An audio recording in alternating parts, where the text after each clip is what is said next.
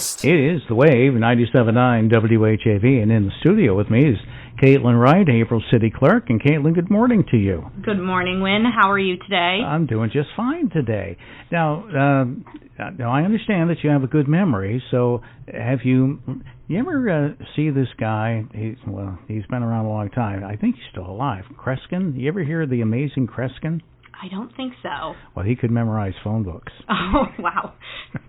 I wish I could rival that, but I'm not quite there.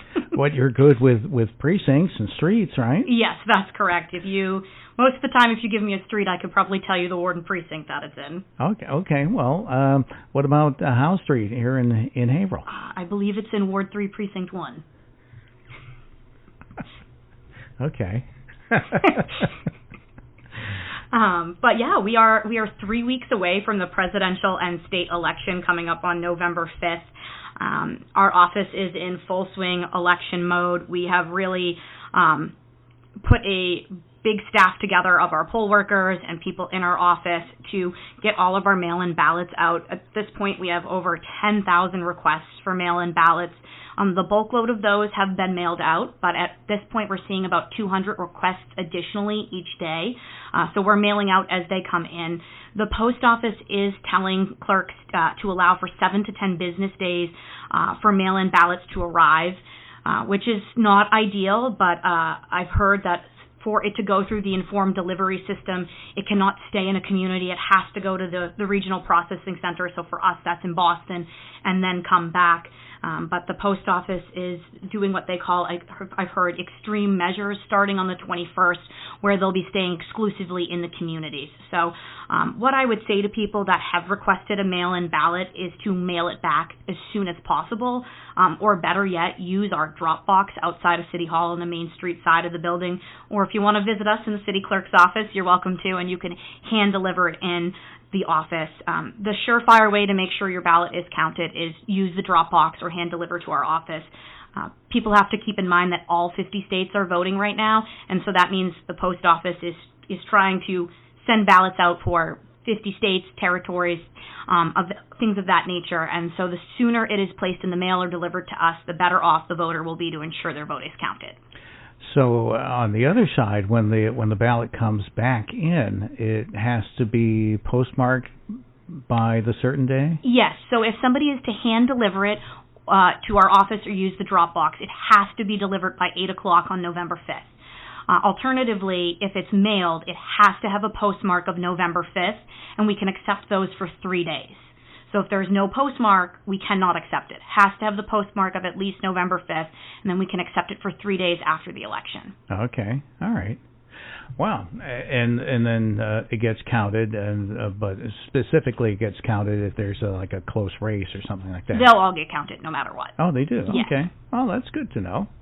Now, coming up, you have the early voting, right? Yes, that's correct. Early voting starts this Saturday, October 19th at 10 a.m., and will be this Saturday and Sunday, 10 a.m. to 4 p.m., and then we'll run, so the early voting period runs for 2 weeks, and it will go to November 1st. We'll have both weekends available, 10 a.m. to 4 p.m., and then Monday through Friday, it is 8 a.m. to 4 p.m., save for those 2 Thursdays dates where we'll have a late day, 8 a.m. to 8 p.m. So if you're feeling extra spooky and you want to come vote at City Hall on Halloween, we'll be there until 8 o'clock at night on Halloween to make sure you can get your vote in. Costumes optional? Costumes encouraged, for sure. We will be dressed up. It's the City Hall Halloween costume contest, so I think we're in it to win it again this year. Oh, you won it last year? We did win it last year, so we are coming to play again. Wow. It seems like 2 weeks. Is that a normal time for early voting? Or is no, it longer? It is an increased amount of time. So in regular elections, like in the September primary or maybe in a municipal election, you would see 1 week of early voting. But the Votes Act that was passed by the legislature requires for the November elections to have 2 weeks of early voting. Okay. So the voting, and what I find interesting, and maybe it's just me, but for somebody who's new to Haverhill, they don't know where the registry of motor vehicles used to be. Yes, that's true. So if you're unsure of where the RMV once was at City Hall, the easiest way to access the early voting room, what we call. It's in the basement of City Hall, and you can come in on the Newcomb Street side of the building. There's a door there and a few sets of stairs to go down to access the early voting room. We also have a handicap accessible entrance on the Main Street side of the building, and you would just follow that hallway all the way down, and it's the last door on the right. All right. So the ballots are all printed up, ready to go? Well, we have received the early ballots from the state, which allows us to send out for vote by mail and use for early voting. We have yet to receive the election day ballots, but I assume that will be any day now. And now that I've said it, they'll probably arrive today. and those are in the mail that could be late. Yes. All right. Now, I'm just curious now. When the early voting opens up, do you still have people coming in to want the ballot by mail? Yes, all the time. Oftentimes we'll have people that will request a vote by mail ballot, but then prefer to show up and early vote instead. So in that situation, or even if they do that on election day, they have to sign a certificate of authorization to vote, saying that they're, attesting to the fact that they're not going to send two ballots in. And our system has a fail-safe to check for that as well, where we wouldn't allow us to accept two ballots for the same person. So if somebody votes early, they're kind of like their name has been marked off that they've already voted. Yes. So when they go to if you were to go up to the polls on election day and somebody had requested an early ballot, it would show that they had already voted. Okay. Wow. Now I don't know how you learned all this stuff. I think there's a filing cabinet stored in my brain somewhere that just keeps all this information there. Well, I remember when Mayor Fiorentini appointed you as the city clerk, he said that he couldn't get over how talented you are and how organized you were to do all that stuff. So, and it's true. My gosh. So, all right. So, you said the voting that's going to be taking place. Do you have enough poll workers? Yes, we do. Actually, this is probably the first time in a while we've had to turn away volunteers. We have seen an increased interest in people that are interested in working the polls, which is excellent, but we are fully staffed for Election Day. There's always the chance of call-outs, so if anybody is interested in being a poll worker, we're still taking applications, but the likelihood of them being able to work the election is slim unless there's call-outs. Now, what about registering for voting? Is it too early or too late to do that? No, the voter registration deadline is October 26th, which is a Saturday, and the clerk's office will be open from 9 a.m. to 5 p.m. to accommodate any last-minute registrations.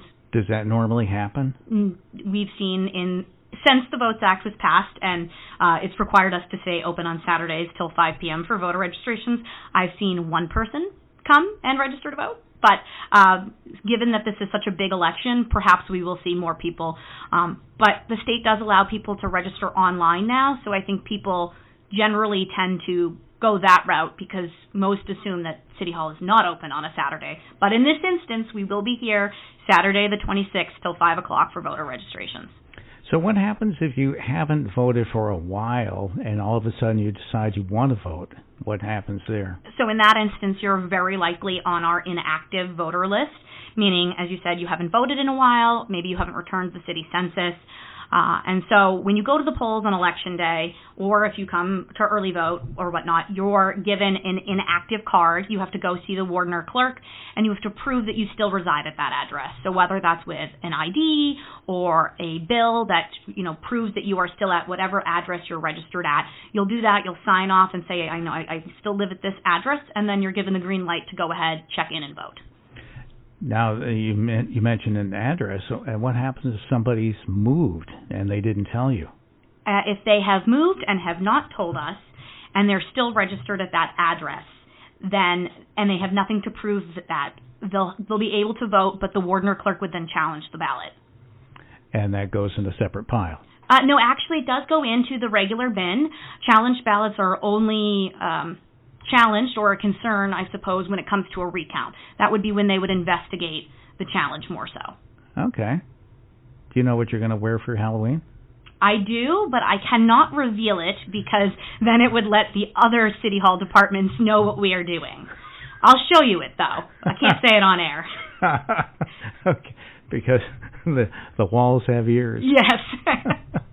How about that? Well, I think you've answered a lot of questions. And is there anything else that we didn't touch upon that is important that you want to tell people about? Yeah, I think two things, actually. One, when you're requesting a vote by mail ballot and filling it out, it's really important that you sign that manila inner ballot envelope. If it's unsigned, we're going to have to reject your ballot. So your signature matters. Please, please, please sign that inner ballot envelope. And another thing that we're seeing is some confusion from voters because the ballot does say state election at the top. This is a state election because we're electing, state representatives, members of Congress, things of that nature as well. But it is also a federal election where we have the president on the race. So if you're feeling a little confused because it says state election, please just look at that race in the upper left-hand corner. You'll see that it's the presidential race and know that you have the right ballot. Also, keep in mind that the ballot is two-sided with questions as well. So make sure once you've filled out the first page that you're flipping over and completing the second page as well. Well, that's very important to do that. Yes. So I'm sure you've seen ballots come through that were empty on the other side. Yes. Oftentimes people forget to check. Yeah. Okay. Well, I had one more question in mind, and it slipped my mind. Son of a gun. But no, that's gone now. Oh well. That's the way it goes when you're the radio announcer. As here it goes. Where did it go? Son of a gun. Oh well, never mind. We'll find out. All right. So early voting starts up on Saturday. Yes, the 19th. Okay, and you have everything on your website. Yes, all the information, and I'm actually glad that you brought up the website. If people want to see the ballots in advance, sample ballots are available on our website. Always a good idea to take a look at it, know what you're voting on before you go. That way you kind of have an idea of how you want to fill out the ballot when you get there. So sample ballots available on the website as well as our Facebook page. That question came back in my mind now. Last time I voted, I don't live in Haverhill, but the last time I voted, I had to show my ID, even though I knew everybody at the table. Do you have to show an ID? So Massachusetts does not have voter ID laws. You might have to show an ID if you're an inactive voter to prove your residence. But other than that, you shouldn't be required to show an ID. I will say that showing an ID oftentimes speeds up the process because we can scan, there's a barcode on the back of your ID, we can scan that to check you in and we confirm your name and address that way. And that generally moves the process along quicker. So you'll notice if you're in line at the polls, somebody might take out their ID to do that. And generally a lot of other people in the line will do that as well. It's not a requirement. You don't have to do it, but it does speed along the process. All right. Well, I wish you the best of luck. Thank you. Me too. And what was that again you're going to be for Halloween? I'll tell you later. All right. Hey, Kaitlin, thank you so much. Kaitlin Wright, Haverhill City Clerk, our guest this morning, right here on the WAVE, 97.9 WHAV. We'll take a look at the news in a moment. Wake up with Wayne Damon, weekdays from 6 to 9 a.m. on 97.9 FM, WHAV. Catch the wave, WHAV.